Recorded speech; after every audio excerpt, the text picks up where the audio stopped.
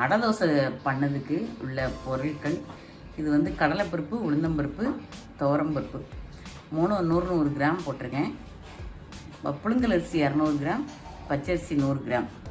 அதையும் ஊற வச்சு எல்லாமே ஊற வச்சு ஒரு 4 மணி நேரம் ஊற வச்சு அரிசி அரைச்சிருக்கேன். இப்போ பருப்பு அரைக்க போகிறேன். இந்த அரிசியை அரைக்கும் போது இதில் வெள்ளைப்பூடும் பெருஞ்சீரகமும் போட்டு அரைச்சி ஊற்றிருக்கணும். இப்போ இது பருப்பு அரைக்கும்.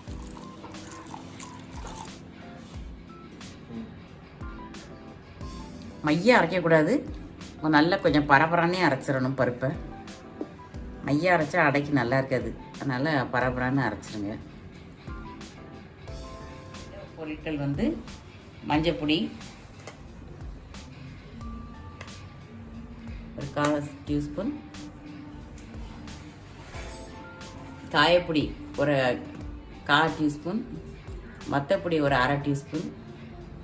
இது அவங்கவுங்க காரத்துக்கு தகுந்தபடி சேர்த்துக்கலாமா இல்லாட்டி? இல்லை, இந்த இதுக்கு இவ்வளவுதான், இந்த அளவுக்கு இவ்வளவு போதும். இதை லைட்டாக தண்ணி ஊற்றி இது பண்ணுங்க, அப்போ தான் எல்லாத்தையும் நல்லா ஒன்றா கலந்துக்கணும்.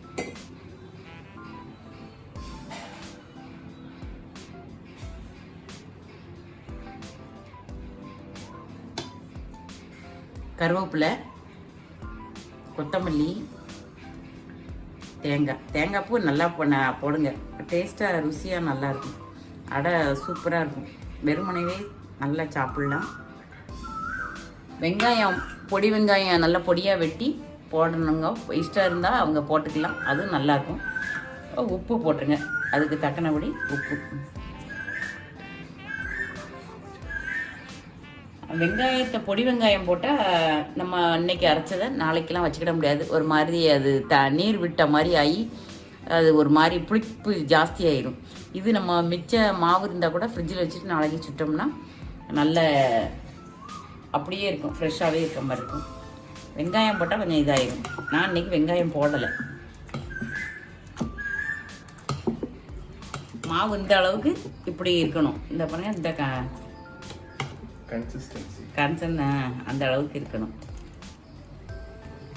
இப்படி இருந்தால் ஊற்றுறதுக்கு ரொம்ப கட்டியாக இருந்தால் கொஞ்சம் தண்ணி சேர்த்துக்கிடுங்க.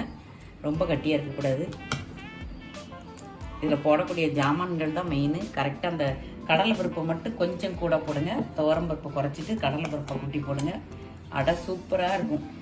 சாப்பிட விருப்பம் இல்லாதவங்க கூட சாப்பிடுவாங்க, அந்த அளவுக்கு ருசியாக இருக்கும்.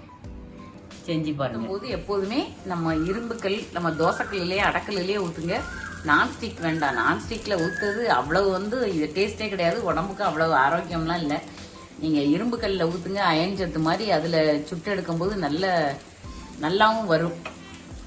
அதனால் நான்ஸ்டிக்கை விட கல்லே யூஸ் பண்ணுங்க.